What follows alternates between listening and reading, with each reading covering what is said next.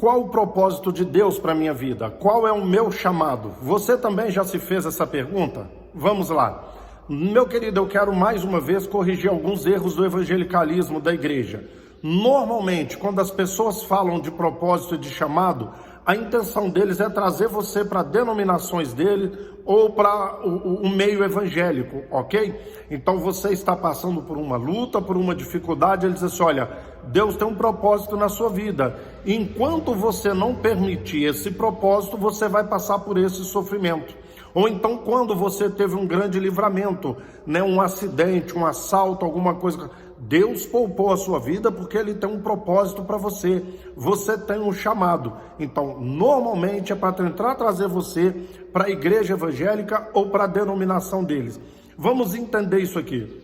O que é o chamado? Na Bíblia, chamado é convite. Todos que receberam o convite do evangelho é chamado. Entende? Então enfiaram na cabeça das pessoas que tem um propósito, um chamado especial. O meu chamado é esse, o meu chamado é aquele. Eu tenho chamado para ser missionário, eu tenho chamado para ser pregador, eu tenho chamado para ser o cantor.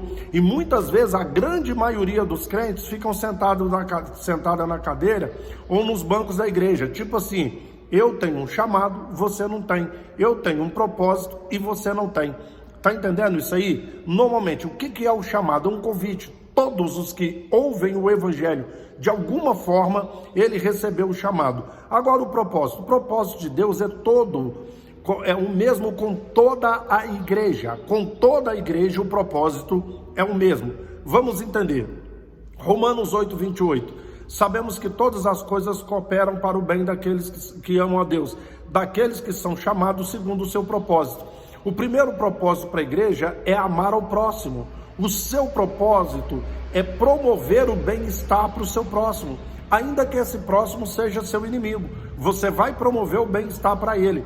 Você vai ajudar ao próximo. Você vai viver, sabe, para ajudar ao próximo. Jesus ensinou, esquece os 613 mandamentos.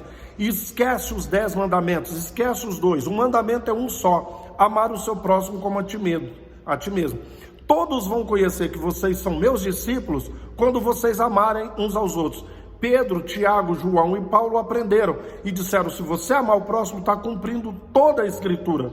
Ou seja, está cumprindo o seu propósito. Ok? Agora, em Efésios capítulo 2, Paulo vai dizer o seguinte, a graça de Deus, estávamos mortos nos nossos delitos e pecados e pela graça o Senhor nos ressuscitou e nos fez assentar nas regiões celestiais juntamente com Cristo. Para quê? Para que os séculos vindouros, as outras pessoas conheçam a graça, o amor e a misericórdia de Deus. Esse é o seu propósito. Esse é o chamado da igreja. Fazer com que as pessoas conheçam a graça, conheçam o amor e a misericórdia de Deus. E eu não estou falando para abrir uma Bíblia de 1 metro, sabe? E ficar lendo, empurrando versículo, texto na Bíblia, na cabeça dos outros. Para com isso, você vai para o inferno, faz aquilo que você vai para o céu. Não, querido, é com a minha vida. O verdadeiro culto é a minha vida. A verdadeira adoração, o verdadeiro louvor, a verdadeira oração são as minhas atitudes 24 horas por dia.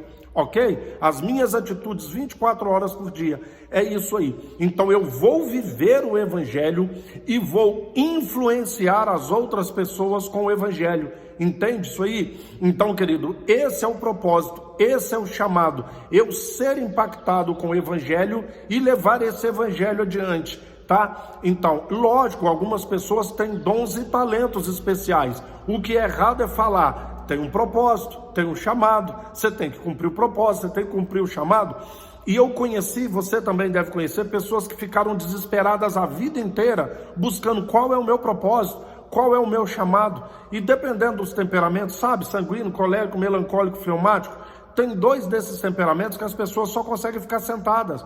Elas não conseguem desenvolver, elas preferem bastidores, elas só vão conversar se pessoas conversarem com ela, elas só vão agir se as pessoas agirem com ela, se interagirem com ela. Então, se elas não estão na frente, se elas não estão no mínimo nos bastidores, então não tem propósito com elas, é isso? Não, é viver o evangelho e o meu estilo de vida impactar os outros. Então, Efésios 3:10 vai dizer o seguinte: agora, pela igreja, a multiforme sabedoria de Deus seja conhecida dos principados e potestades.